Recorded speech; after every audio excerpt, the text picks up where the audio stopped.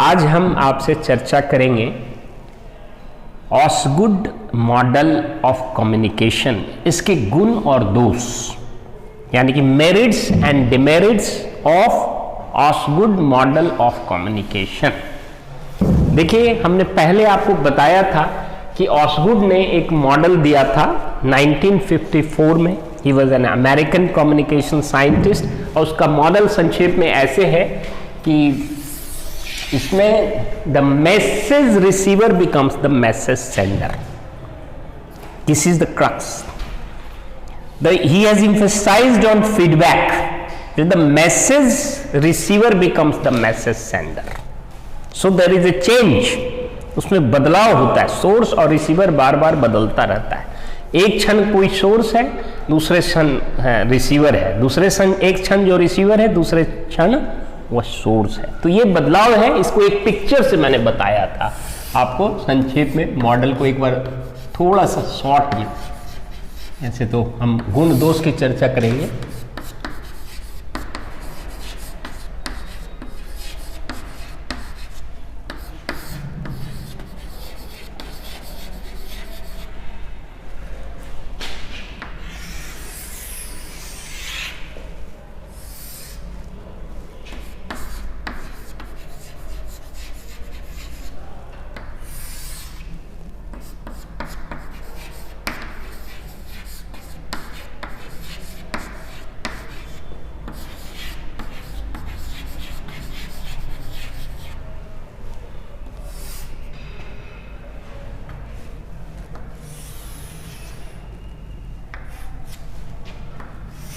इसकी डायग्राम इसी तरह से बनती है, और डायग्राम भी बनाना चाहिए जब आप लिखते हैं, ठीक है। ये बहुत जरूरी है डायग्राम बनाना, चाहे आप मेरिट्स एंड डिमेरिट्स लिखें, चाहे कुछ भी लिखें।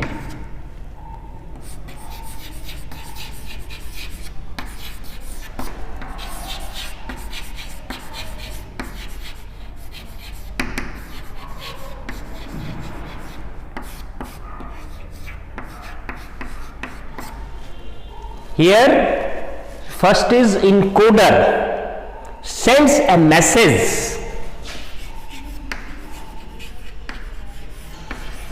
to the decoder, and decoder interprets. He becomes the interpreter, and then he encodes,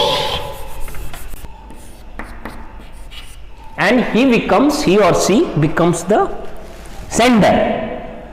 So at one moment this is sender, just the next moment this becomes the sender. After he decodes, then interprets, then he sends. So that receiver becomes the sender, and he becomes this unit becomes receiver. So this unit will decode, then interpret, then this unit will again become sender. So here the crux is, the important characteristics of this model is that the receiver becomes the sender, the message receiver becomes the message sender. At one moment the person is source, and at other moment the same person becomes receiver, and it follows on and on and on continuously. So this model is called a continuous dynamic interactive cyclic multilinear model of communication, right? So the merits are what? The first merit is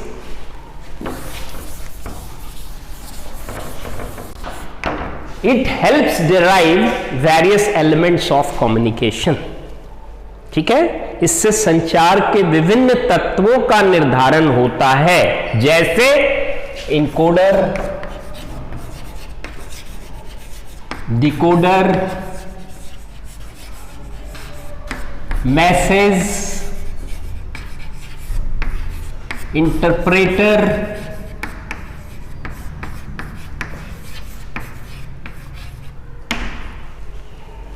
and so on and so forth. These are the basic elements derived from this model of communication. Then second,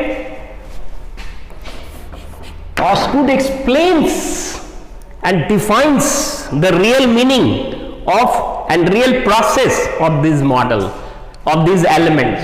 So this model helps us derive the various elements of communication, the various components of communication in a meaningful manner, because he explains the elements and the process of communication.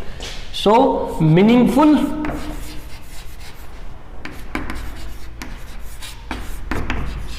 explanation of these elements and components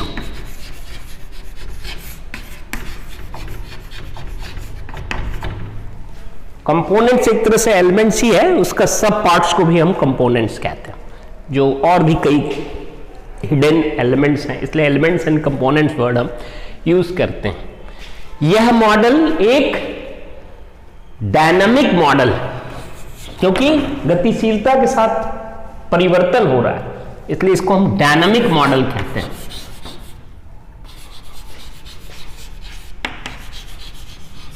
इसमें interaction fast दिखाया गया है, ठीक है, तो इसलिए इसको हम इंटरैक्टिव मॉडल भी कहते हैं।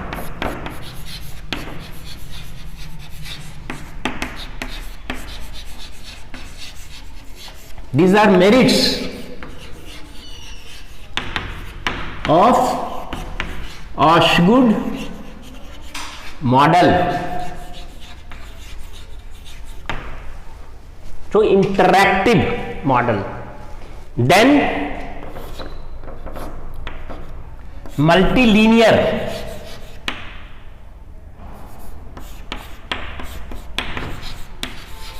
It is also called a multilinear. Linear नहीं है, इसको रैखिक कहते हैं। ये बहुरेखीय, इसमें कई बार रेखा ऐसे ऐसे ऐसे ऐसे बनती है। इस तरह से ये रेखाएं ऐसे फिर ऐसे फिर ऐसे, इसलिए इसको हम मल्टीलीनियर कहते हैं, ठीक है। मल्टीलीनियर का मतलब समझ गए। और इसको सर्कुलर भी कहते हैं। मल्टीलीनियर, सर्कुलर या साइक्लिक जो भी कह दीजिए, circular model, interactive, dynamic, multilinear, circular. अब सर्किल का मतलब ये नहीं कि उसकी त्रिज्या बराबर होगी, ये भौतिकी नहीं पढ़ाई जा रही, गणित नहीं पढ़ाई जा रही, ये सोशल साइंस। सर्कुलर का मतलब like this, A to B, B to A, A to B, B to A, A to B, B to, this is circular, ठीक है।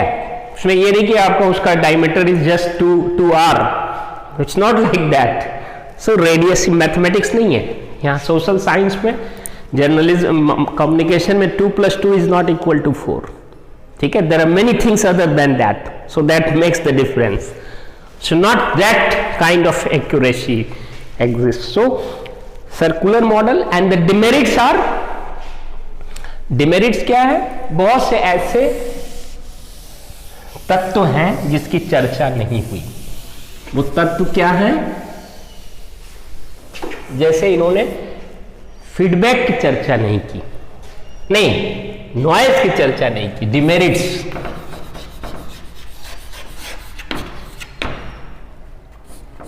No discussion about noise in a comprehensive, in a clear and comprehensive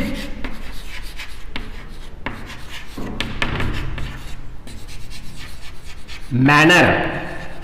इन्होंने noise की चर्चा नहीं की। अप्रत्यक्ष रूप से बेशक इशारा जाता हो, लेकिन कोई स्पष्ट और विस्तृत व्याख्या अवरोध की नहीं की गई, ठीक है ना। जैसे बहुत तरह के अवरोध हैं, semantic noise, channel noise, technical noise, physical noise, psychological noise, cultural noise, mechanical noise, which you will discuss later on, but there is no hint on noise. Then there are many other elements which has not been talked about. ठीक है, बहुत से elements हैं जैसे occasion, circumstances,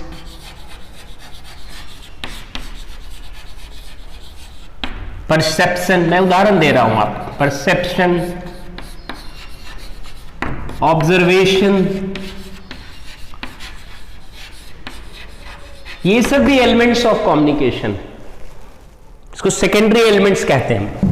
primary element तो वही है जो बिल्वर्स रैम ने दिया था, है source, encoding, message, channel, decoding, receiver, feedback, noise, ये सबको हम लोग प्राइमरी एलिमेंट्स कहते हैं। लेकिन बहुत से एलिमेंट्स और हैं, हिडन एलिमेंट्स, सेकेंडरी एलिमेंट्स, जैसे ओकेजन की चर्चा लैसवेल इसने की थी, ब्रैडॉक ने की थी ना।